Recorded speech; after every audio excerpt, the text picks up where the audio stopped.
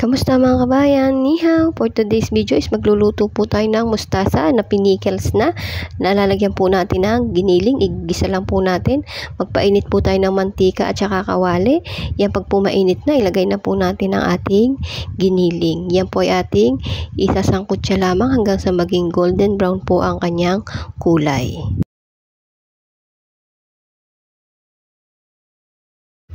At kapag po ganito na, at naka golden brown na po siya, ay pinagyan po natin ng kaunting pangpalasa. Lalagyan po natin ng asin, ayan, kaunti lang po dahil meron na pong lasa yung ating mustasa. Kapag po nailagay na natin, pwede na po nating isunod ang ating mustasa.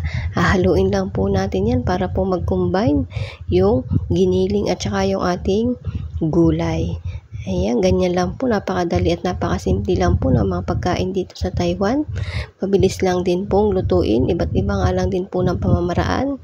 Masarap din po ang gulay na ito na itatapik po sa kanin kasi yung pickles niya po ay maasim-asim yung pagka-mustasa niya. Ayan.